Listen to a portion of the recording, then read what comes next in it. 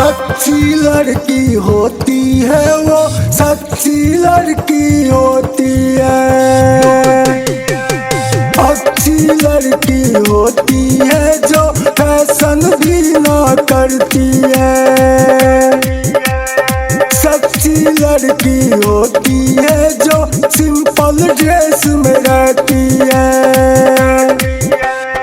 अच्छी लड़की होती है जो फैशन में ना रहती है। सच्ची लड़की होती है जो सिंपल ड्रेस में रहती है। अच्छी लड़की होती है वो सच्ची लड़की होती है। सच्ची लड़की होती है वो अच्छी लड़की होती है।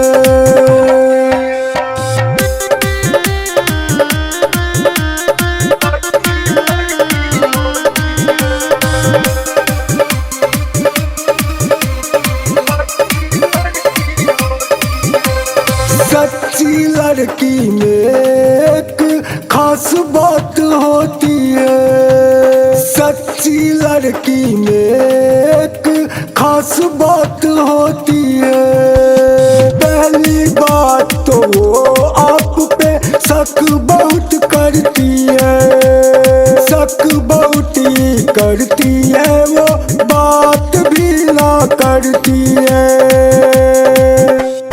पहली बात तो वो आप पे शक बहुत करती है।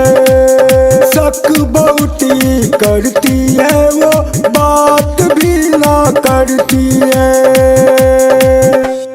अच्छी लड़की होती है वो सच्ची लड़की होती है।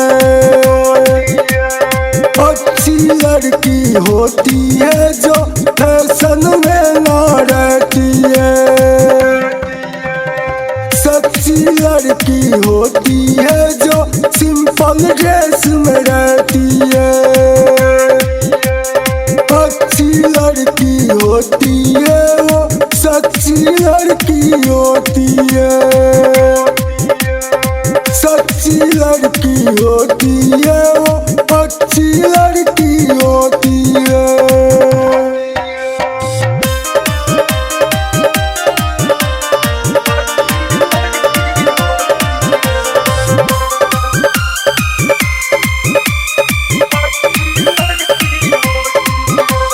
दूसरी बात वो आपसे बात बात पे लड़ती है।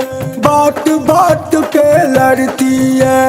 बात बात में लड़ती है वो प्यार आपसे करती है। प्यार आपसे करती है।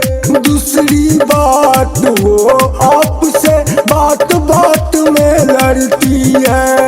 बात बात में लड़ती है। बात बात में लड़ती है वो प्यार आपसे करती है। प्यार आपसे करती है। पर आपसे बात किए बिना रह नहीं सकती। पर आपसे बात किए बिना रह नहीं सकती। अच्छी लड़की होती है वो सच्ची लड़की होती है। अच्छी लड़की होती है जो फैशन में ना रहती है।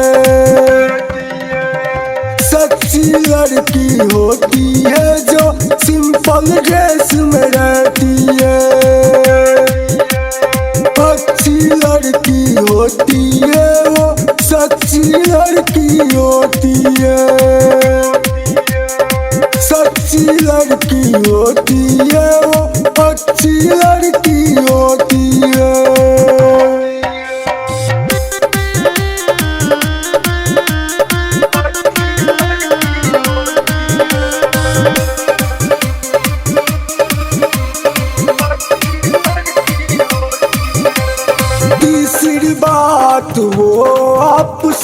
प्यार बहुत करती है, प्यार बहुत करती है, प्यार बहुत करती है वो आप पे ही मरती है, आप पे ही मरती है।